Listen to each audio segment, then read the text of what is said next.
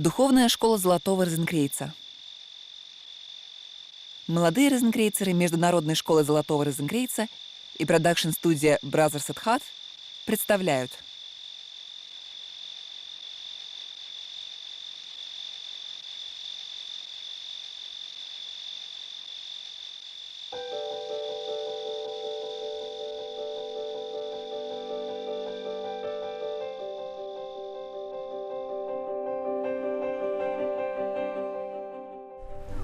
Привет, я Джоанна.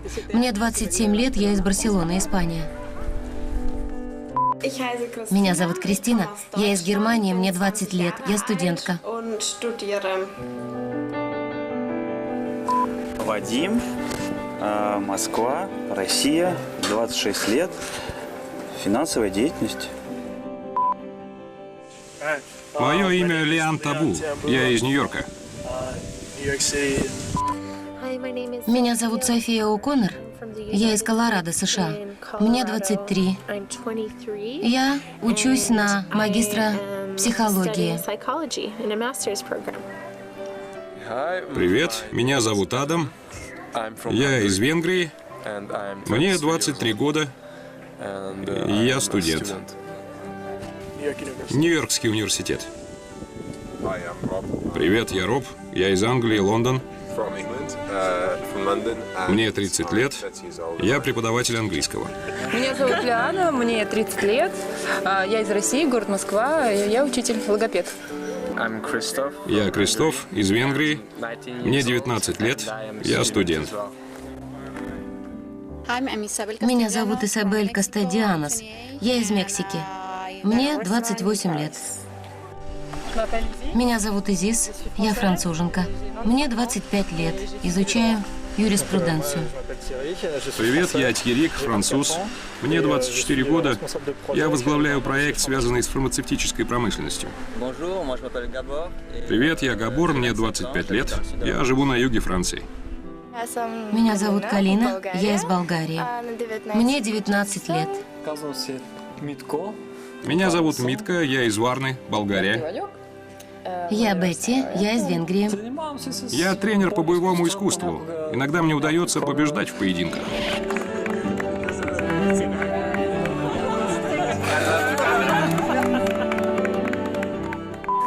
Привет, как тебя зовут? Амбра. Откуда ты? Из Италии. Сколько тебе лет? 28. Чем ты занимаешься? Я работаю. А как тебя зовут? Матео. Откуда ты? Из Италии, из Турина. Сколько тебе лет? 20. Чем ты занимаешься? Я учусь. А тебя как зовут? Алан. Откуда ты? Из Пизы. Сколько тебе лет? 26-27. Решайте сами. Как вы думаете, сколько мне лет? Чем ты занимаешься? Я работаю. Я Мирдот Джекобс, брат Мио. Мне 24 года. Я работаю воспитателем в детском саду. Я Ваня из Болгарии. Мне 25 лет. Привет, меня зовут Барток, я из Польши. Ты откуда? Ты не сказал мне. Мы живем где-то между Болгарией и Венгрией. То есть в Соединенных Штатах Болгарии и Венгрии? Именно так. И мы говорим на болгаро-венгро-английском.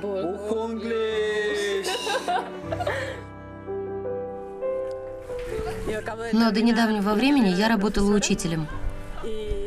Иногда я участвую в цирковых представлениях и работаю в детских центрах.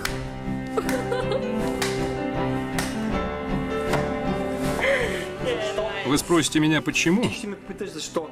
Я бы многое мог рассказать, но это не изменит того факта, что я здесь и сейчас. И она здесь и сейчас рядом со мной. Навсегда. Я из Чешской Республики, из Праги. Мне 22 года, я студент. Я студент, иногда работаю актером. Я юрист. Я инженер-электронщик. Я на 6-м курсе медицинского университета и надеюсь стать хорошим врачом. Я Дина Киклейн из Шаарс. Я из Нидерландов. Я изучаю международное гостиничное дело. Меня зовут Тарас, из Праги. Вообще, я живу в Праге, но сам из Украины. Барселона, Испания. Я также из Германии. Я из Швейцарии. Я из Польши. Мы из Венгрии. Это что, страна такая? Да, А что за страна? это наша страна.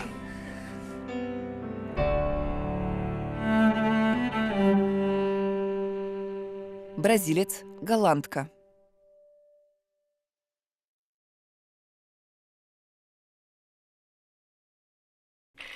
Август 2014 года. Конференц-центр Ла Нуова Арка, Италия.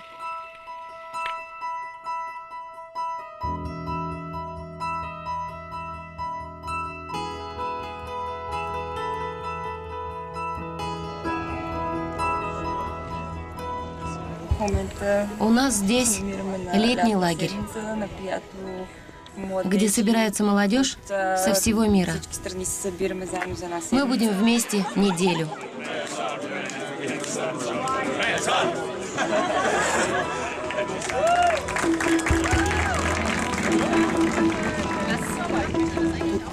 Мы помогаем работе конференц-центра в этой стране. Эта работа предполагает разные задания, которые мы выполняем. С большой любовью и желанием. Мы улыбаемся, нам все время весело.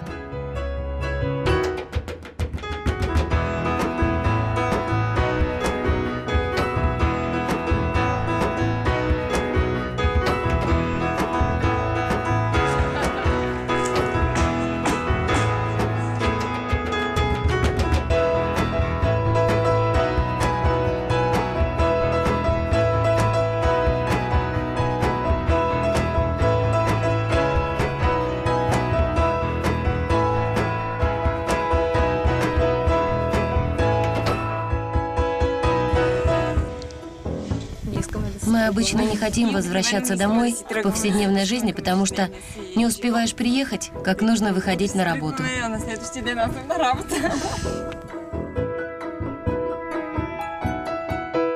Три вопроса ученикам.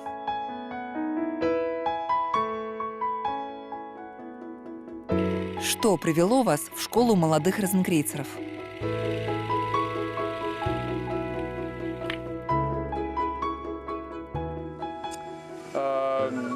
Я думаю, что прежде всего, в течение многих лет я ищу в жизни истину.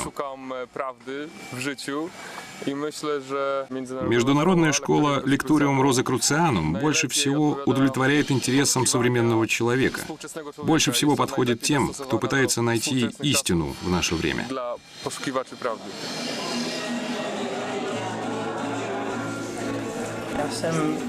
Я случайно узнал о школе по объявлению на юридическом факультете. Я понял, что в этом есть смысл.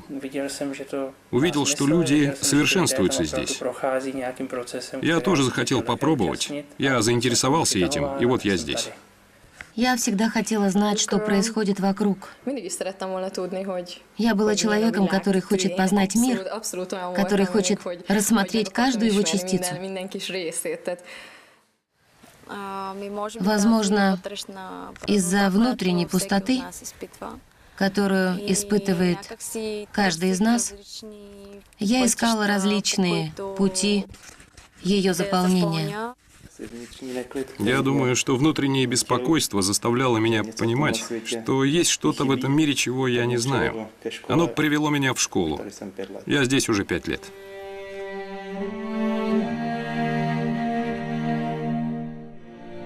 Я здесь нашел ответы на свои вопросы. То есть я дошел до определенного этапа, когда у меня накопилось очень много вопросов. И здесь я нашел ответы.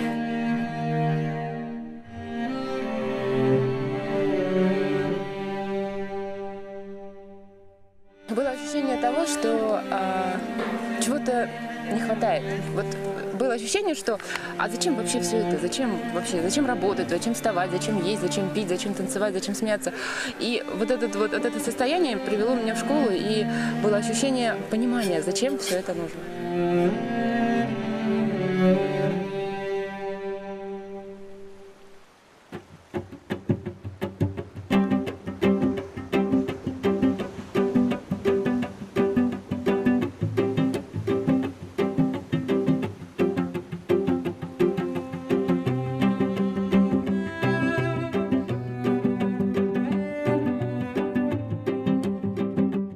В международную школу Розенкрейца меня привела моя мама. Это с одной стороны. Но я бы сказала, что мое нахождение в школе было опосредованным, непростым, и я полюбила здесь людей. С самого первого момента я почувствовала себя здесь как дома. Когда мне было 12 лет, я поняла, что существует что-то, что притягивает меня, и куда бы я хотела пойти в дальнейшем, или понять, какой путь в жизни я бы хотела выбрать. Да, и я тоже. Меня привела сюда подруга, и я сразу же почувствовала себя здесь легко, с людьми. И мне понравилась атмосфера школы. Я почувствовала себя как дома. Ничего подобного я не испытывала в других местах. Поэтому я продолжала приезжать сюда. Потом были разные периоды в жизни, но я читала много литературы. И все яснее понимала, что это мое место. В любом случае, я понимаю, что нужно продолжать совершенствоваться. Хороший вопрос. Вы родились здесь или... Нет, я здесь около года. А мои родители пришли сюда 4 или 5 лет назад. Сначала я ничего не хотел слышать о ней. Потом, по разным обстоятельствам, я начал искать информацию то тут, то там, бессистемно. Меня интересовали эти темы. Потом я решился посвятить себя служению и... Тебе понравилось? Да. А ты, Алан? Видел, что моя подруга возвращалась сияющей, солнечной. Я спрашивал себя, откуда это? Поговорив с ней, я тоже пошел на службу. После этого, так как одно вытекает из другого, я поступил в школу. А что касается этой недели труда, то я решил попробовать и рад, что я здесь.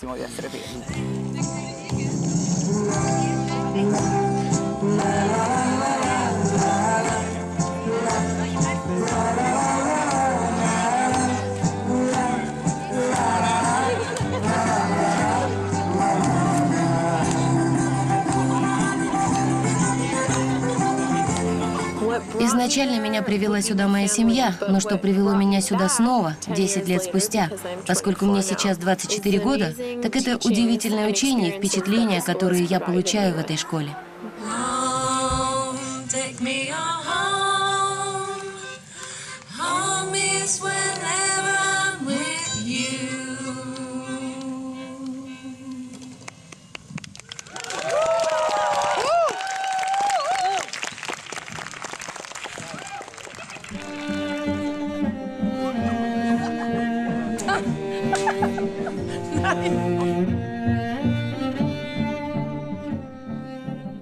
Сначала я думала, впишусь ли я сюда, смогу ли найти здесь ответы, но со временем я увидела, что начинаю понимать то, чего даже не замечала прежде, и думаю, что это мое место.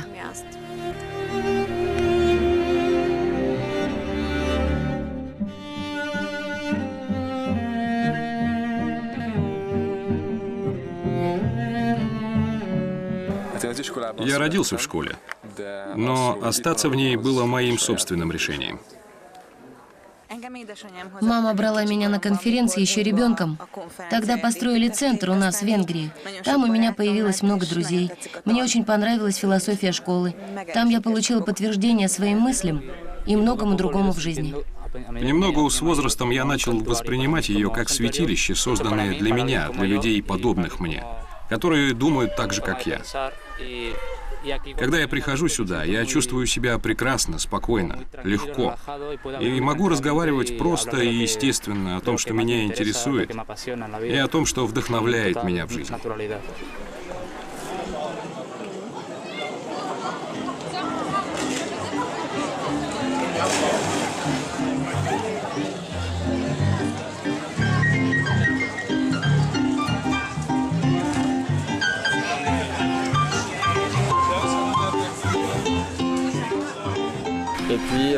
Когда мне исполнилось 18 лет, я ушел из школы, потому что захотел сам разобраться, что значит для меня гнозис.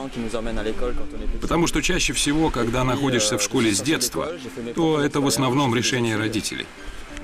Когда я ушел, у меня появился собственный опыт. Я учился, но чувствовал, что чего-то не хватает внутри. Через 2 года я вернулся сюда с огромным удовольствием, чтобы восполнить пустоту, терзавшую меня. Я очень рад возвращению в школу, так как она для меня является школой жизни.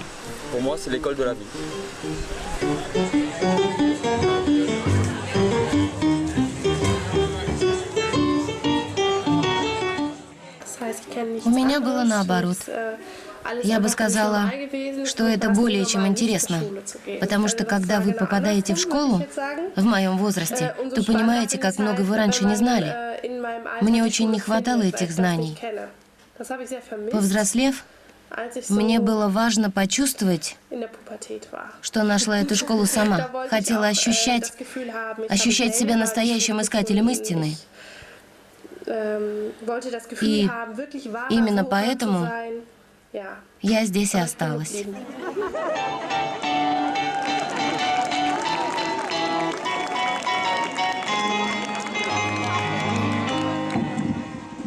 Вот, освежитесь.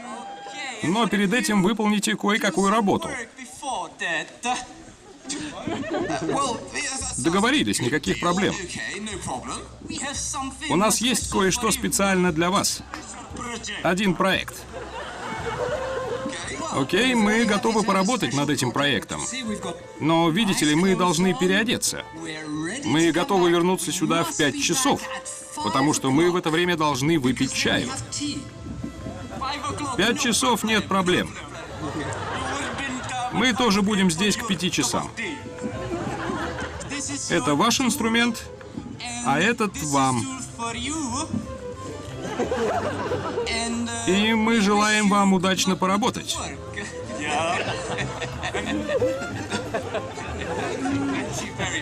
Спасибо большое, это прекрасно. Я уверен, что мы справимся, и Джордж сделает все. Точнее, мы с ним сделаем это вместе. Вы же знаете это чувство единства. Джордж, вперед! Единственное, что я должен сделать, это налить себе попить. Подожди минутку. Не таскай этот камень слишком долго.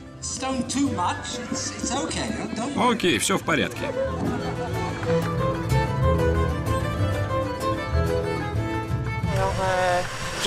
Я тоже родилась в школе, и как мои друзья уходила из нее на год, ну или около того, для того, чтобы убедиться в том, что участие в деятельности школы Золотого Розенкрейца по выбору родителей является и моим выбором тоже. Я рада возможности быть частью этой группы, потому что это для меня лучшее средство совершенствования в этом мире.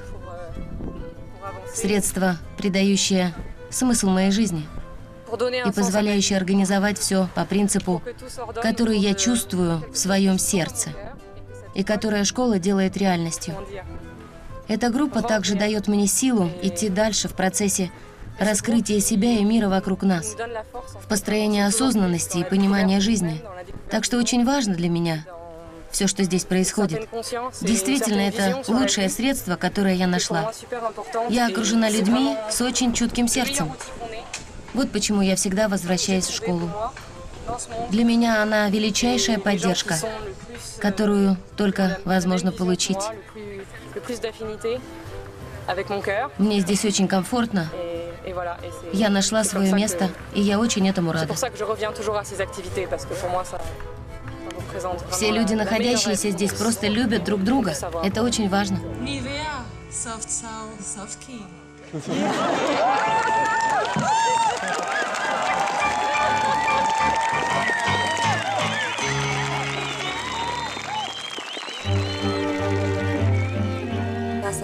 Когда я была ребенком, то уже знала, что пришла в этот мир не первый раз. В 15-16 лет я начала читать приключенческие, духовные и эзотерические книги. Когда мне исполнилось 18 лет, я прочитала свою первую книгу «Грядущий новый человек» и сразу же почувствовала, что все, что я читала до этого, описано в этой книге. Я поверила ей и позднее стала посещать конференции. Когда я вошла в храм, то почувствовала себя наконец-то дома. Было время, когда я ненадолго покидала школу, но потом испытывала потребность вернуться, потому что здесь по-другому, совершенно все по-другому. Доброе утро. Сегодня мы будем говорить о Греции и Италии. Тишина, пожалуйста.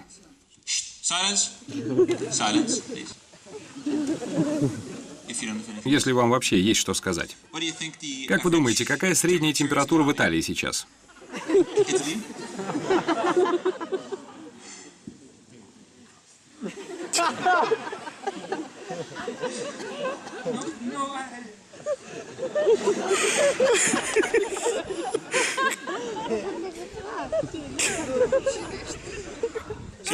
Где бы вы предпочли находиться сейчас? Где, по-вашему, теплее, в Италии или Греции?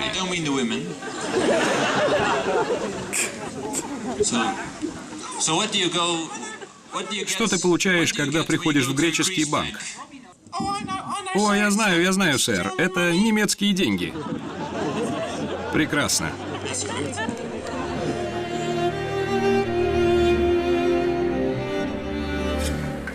Есть план, есть внутри... Я работаю учителем, и мой ребенок, один из детей, он сказал, у каждого человека есть внутри человечек. Вот у тебя есть человечек, у меня есть человек, у мамы, у папы есть человечек. Вот этот человечек говорит, ты там, где ты нужен. Иногда здесь кажется, что ты делаешь огромный шаг, и ты чувствуешь себя здесь, как рыба в воде, как дома. И не хочешь, чтобы было по-другому. Да, это твой дом. Да, если ты дома, ты ведь не скажешь «я ухожу, пока». Поэтому ты просто остаешься. Да. И ты знаешь, что это настоящая внутренняя уверенность. Это как если бы ты принимала душ и вдруг подумала: нет, лучше не надо. Это не похоже на сомнение. Мне надо купить это платье или нет. Ты просто уверена. Школа помогает, она как посредник. Как посредник, который помогает, направляет, в кавычках направляет.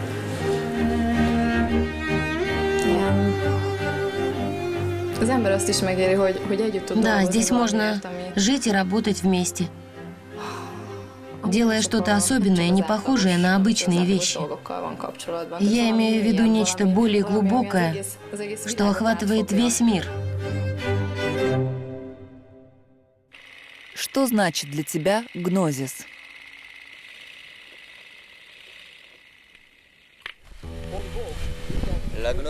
Для меня гнозис — это то, что нельзя описать словами.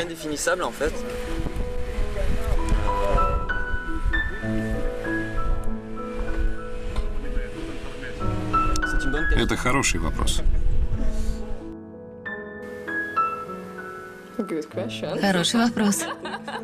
О да, хороший вопрос. Я, честно говоря, не знаю. Я пока не открыл этого для себя. То есть это может быть всем и в то же время ничем. Поэтому нельзя дать ему определение, так как он является настолько всеохватывающим, что его трудно описать словами. Гнозис — это то, что я не могу выразить словами. Как дао. Как дао. Логикой этого не объяснишь. Дао и гнозис нельзя объяснить логикой. Трудный вопрос. Я думаю, это правда, существующая независимо от любой религии, существующая в нашем мире, нашей реальности и являющейся универсальной для всех. Она пытается проникнуть к нам, передать нам информацию о Боге. Для меня это знание и связь с живым потоком и жизнью. Мне вспоминаются такие ключевые слова, как свет, истина, глубокая вера. Эти слова я вспоминаю, когда пытаюсь дать описание гнозису. Но гнозис является еще и причиной нашего появления здесь.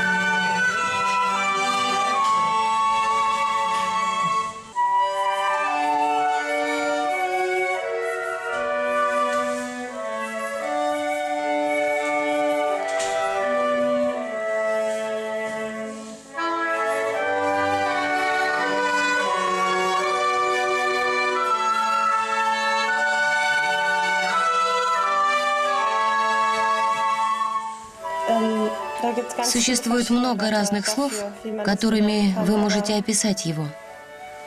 Но я думаю, что все знают и чувствуют гнозис. Все ощущают его очень глубоко внутри. И внутри нас. Это что-то вроде всеобщей мудрости, всеобщей энергии, всеобщей любви, которая выше всего, что нам известно. Она всепроникающая. Она содержится во всем. Мы должны настроиться, чтобы ощущать ее.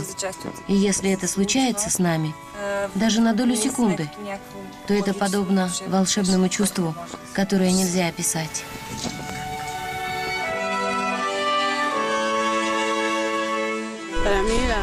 Для меня гнозис — это все. Я познаю себя, я познаю все вокруг. Все, что окружает меня, он наполняет меня. На самом деле существует в человеке или в мире что-то большее, чем привычные законы, с которыми мы сталкиваемся. Это источник. Источник, из которого берет начало все человечество и идеалы, и развитие человека. Это некий образ, к которому мы должны прийти. Это связь определенная, божественная, с нами всеми. Для меня гнозис — это истина. Это внутреннее чувство, которое вы испытываете, когда вы просто знаете, что так и должно быть. Для меня это как дыхание. Я не часто думаю о нем, но он всегда со мной. Я также полагаю, что бессознательно делаю выбор, ориентируясь на Розенкрейца. Поэтому я выбираю одно и оставляю другое. Итак, я считаю, что для меня гнозис — это громкий призыв, направленный ко всему человечеству. Человечество похоже на сад или на что-то вроде поля, а гнозис — на солнце, удобрение. То, что пытается вырастить на этом поле цветы, деревья. Называйте его как хотите. Но это что-то вроде того, что я сейчас описал. Он есть всеобщее действие.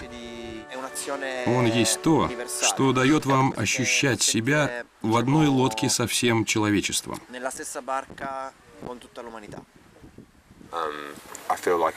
Я чувствую, что это как некая сила, которая наполняет энергией все, что я когда-либо испытывал в своей жизни.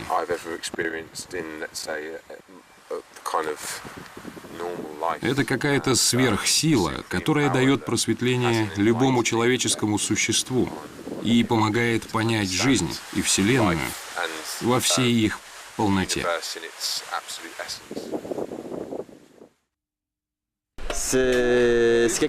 Гнозис — это то, что заставляет нас двигаться вперед, что поддерживает наше настроение, помогает нам жить в единстве с другими людьми, делиться с ними. Я думаю, что есть нечто сильное и мощное, что мы ощущаем внутри, с чем мы живем, чтобы делиться любовью. Любовью, которая в конце концов не принадлежит нам, но которую мы должны отдавать другим, чтобы освободиться от цепей этой земной жизни.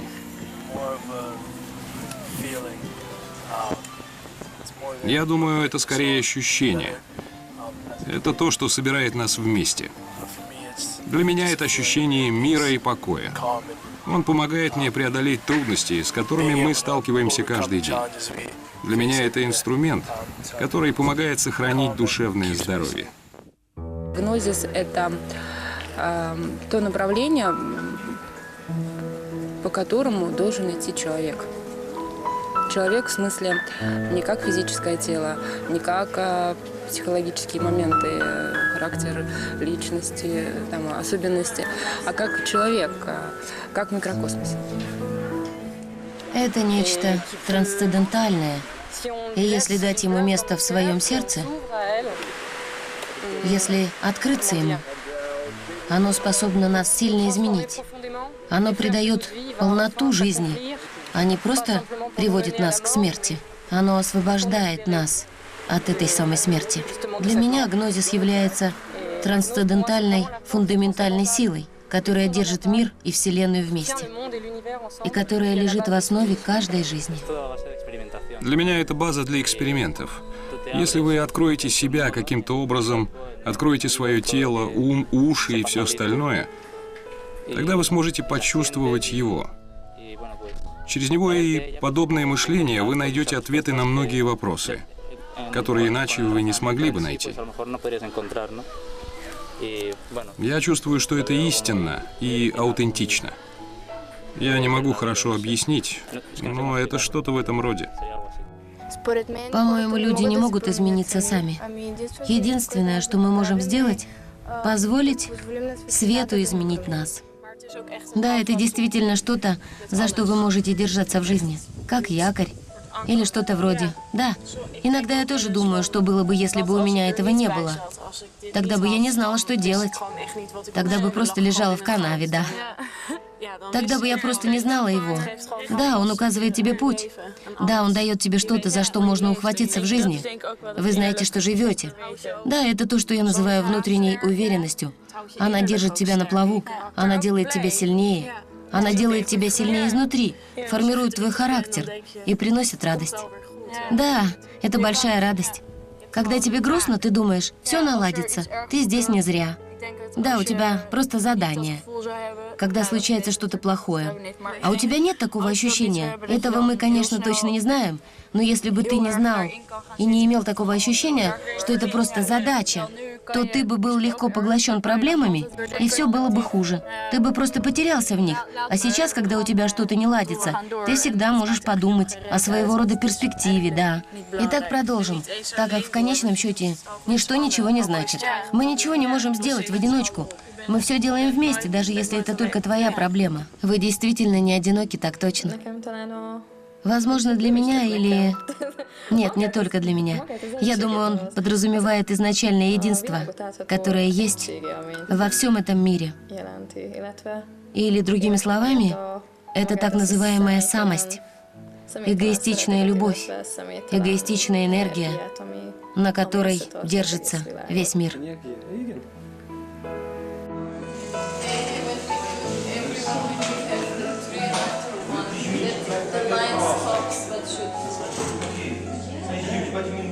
Then everyone take it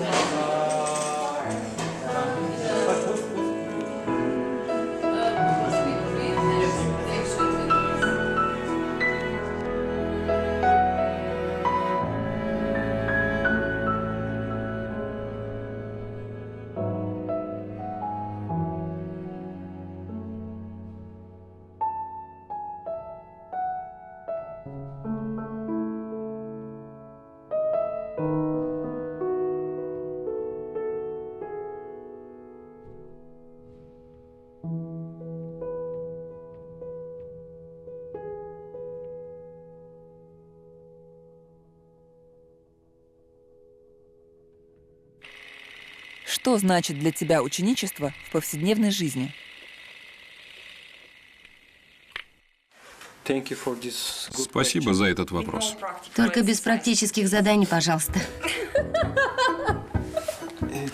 Это будет очень трудно для меня. Итак, какой был вопрос?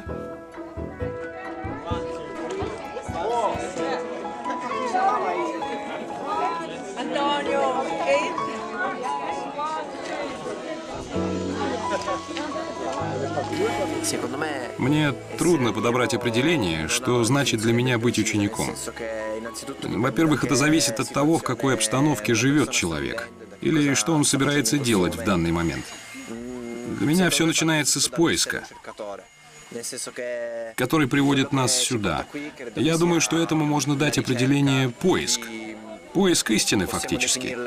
Или Бога, называйте как хотите. Но к тому моменту, когда человек чувствует эту необходимость, он вдруг осознает, что в его жизни присутствует некое смятение. И затем он пытается найти истину во всем этом хаосе. Надо сказать, что быть учеником не подразумевает стандартного поведения или использования каких-то методик. Скорее, это выражение необходимости жить, но несколько по-другому. Однако, надо сказать, что быть учеником значит быть более спокойным и отстраненным. От материального мира? Вне этого хаоса? Нет, я бы не стал так говорить. В действительности я не чувствую себя отстраненным от всего материального. И не всегда спокоен. Однако я не знаю, как это зависит от опыта. Нельзя дать однозначный ответ. Для меня любые способы хороши в поиске и процессе исследования.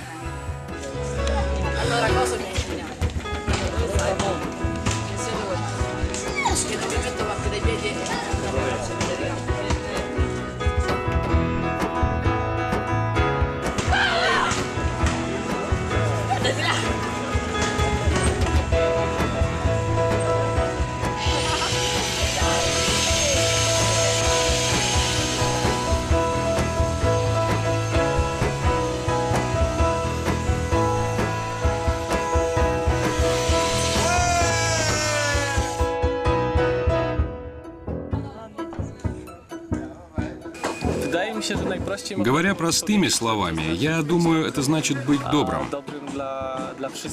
Добрым ко всем, кто тебя окружает. Я приобрел здесь потрясающую терпимость к миру и нашел золотую середину в том, что не стоит пытаться его изменить или оставаться безразличным, пытаясь удержать равновесие в жизни, стараясь быть хорошим по отношению к миру и себе. И это значит выглядеть хорошо в собственных глазах и не делать зла. На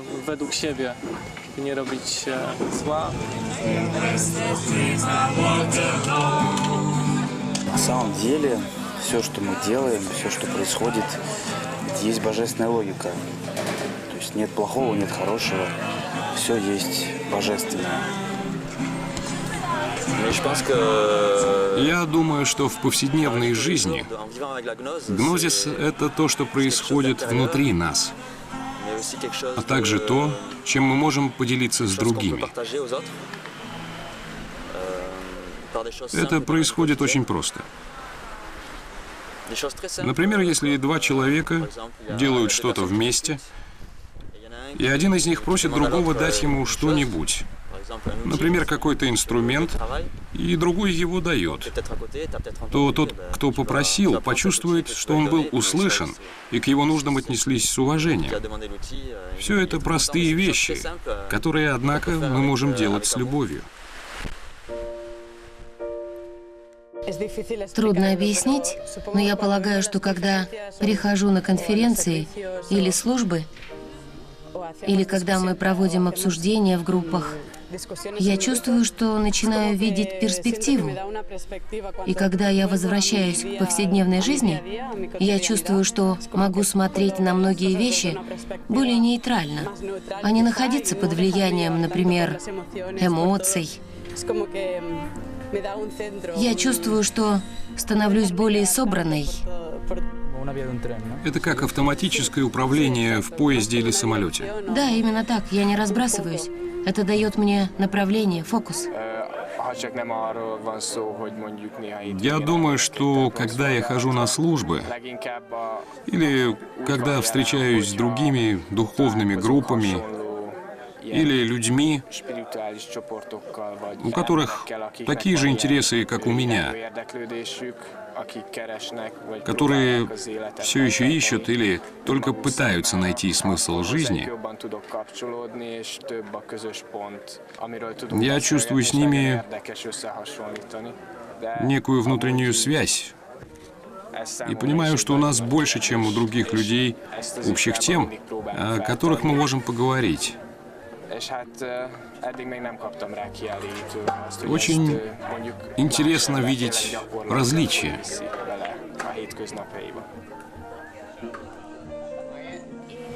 В повседневной жизни это помогает нам стать более осознанными, понять, кто мы, чего хотим, в каком направлении продолжать жить.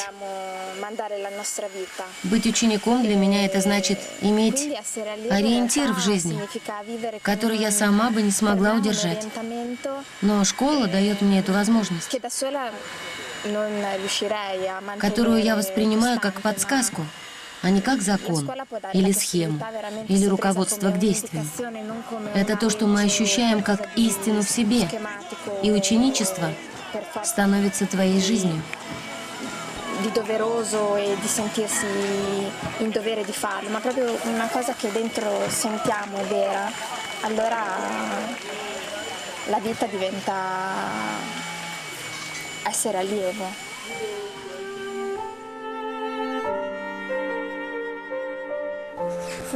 Для меня ученичество означает прежде всего осознанность, старание осознавать любой момент своей жизни и все время наблюдать за тем, что происходит внутри тебя, без осуждения, без негативной или позитивной оценки. Просто наблюдать за тем, что происходит каждый день.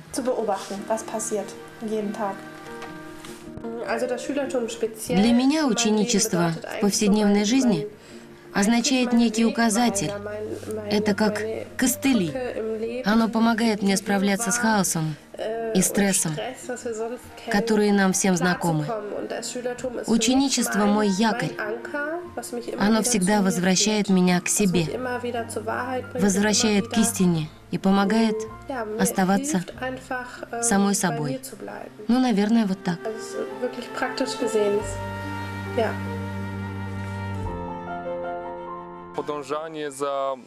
Это прежде всего значит следовать внутреннему духу искре, которая, как я полагаю, есть внутри у каждого человека. Это значит подчиняться определенному набору правил, которые на самом деле не появляются извне, а приходят из сердца. Они являются естественным откликом на зов гнозиса.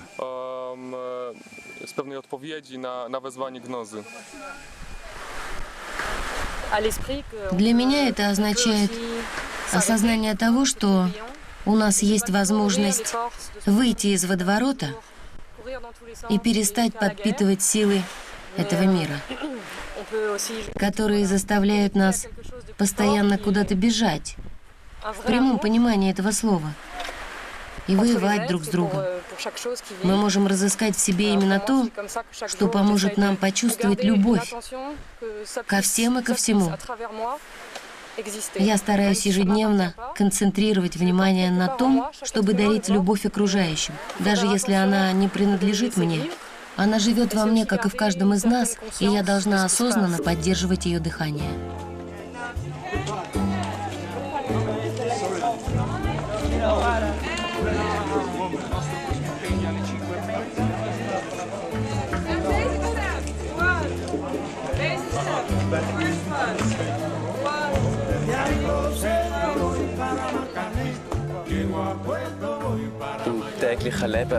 В повседневной жизни я не часто испытываю это чувство.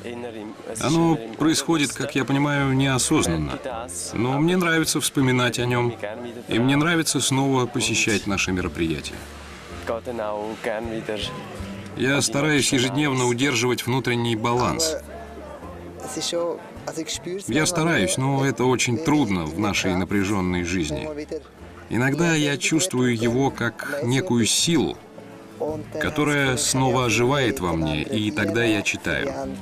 И чувствую, что готов служить, помогать людям и быть примером для других. Правда, чаще всего это происходит неосознанно. То есть это некий неосознанный процесс повседневной жизни. Я считаю, что это скорее осознанный процесс.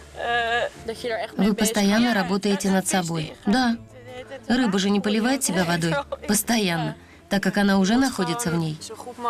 Надо просто научиться сочетать в себе два мира наилучшим образом. Потому что ты не должен... Как два мира? Ну, скажем, наше собственное восприятие и тот мир, в котором ты живешь каждый день. Твоя карьера, работа, друзья вне школы. Это значит, что ты должен отключить телефон, интернет. Да, действительно, равновесие. Но ты просто должен жить. Да, это трудновато. Ты должен стараться любить и обычную жизнь. Да, обычную, твою жизнь. Жизнь в этом мире и жизнь в другом мире. Да, это иногда нелегко, но возможно. С радостью. Да.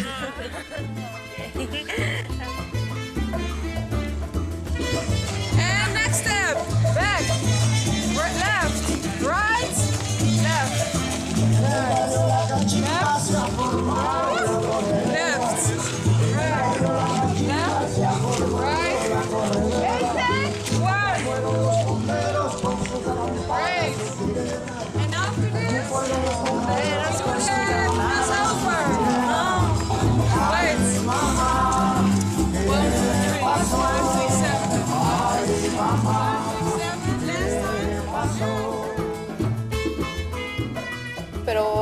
Что вдохновляет меня или что является моей главной целью? Стать человеком. Таким, чьи мысли, чувства и действия согласуются между собой. Мне это дает равновесие. В нашей жизни должен быть баланс. Баланс тела и духа, чтобы мыслить, чувствовать и делать то, что хочешь. Для меня это и значит жить. Я бы не назвала это состояние счастьем, но для меня это состояние гармонии. Это то, к чему я стремлюсь. Для меня на самом деле это способ, который заставляет человека познать себя, прикоснуться к потусторонней жизни, к тем вещам, которые вечны, или почувствовать связь с чем-то совершенно иным, с тем, что содержит вечность. И эта связь для меня является ученичеством.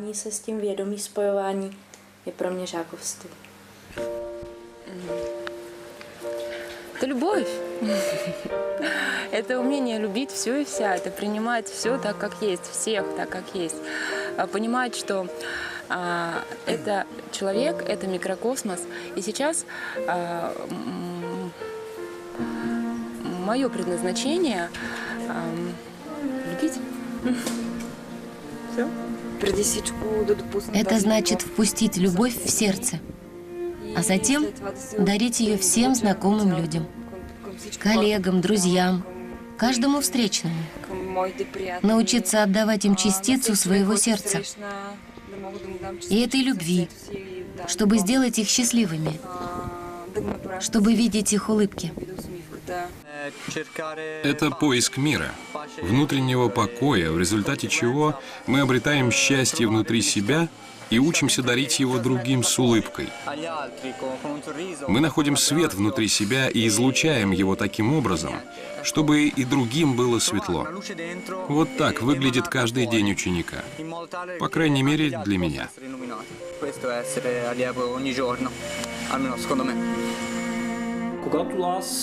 Когда я где-нибудь бываю, то стараюсь быть самим собой. чтобы гнозис находился внутри меня и через меня освещал людей. Но когда ты специально прилагаешь усилия, это исходит из твоего эго. А когда не стремишься насильно отдать что-то людям, тогда становишься просто проводником. И через тебя эти силы могут действовать, но только в том случае, если ты чист. Если в тебе живы предрассудки, то этого не случится.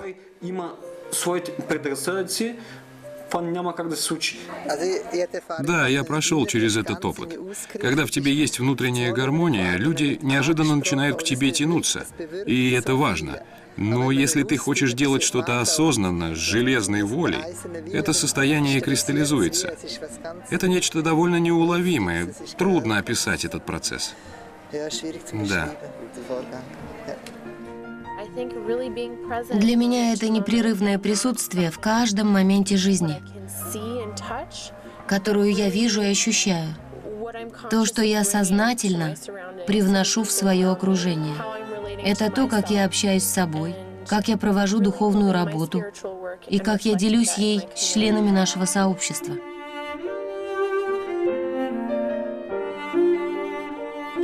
Во-первых, жизнь не должна превратиться в выживание. Надо, наоборот, стараться по-настоящему прожить каждый день, чтобы осознать смысл всего. Всего, что случается с тобой, и понять, что тебя окружает не только негатив. Гораздо важнее жить по-настоящему осознанно, наслаждаться каждым моментом. Жить этим, не только приходить там в школу, в храм и в это время находиться в спокойном состоянии, там, всех любить, в жизни, воплощать все в жизнь. Здесь, сейчас, в семье, в работе, с детьми, я не знаю, с родителями, везде-везде, с друзьями. Образ жизни, это все важно. Это самое главное, воплощать все в жизнь. И радоваться.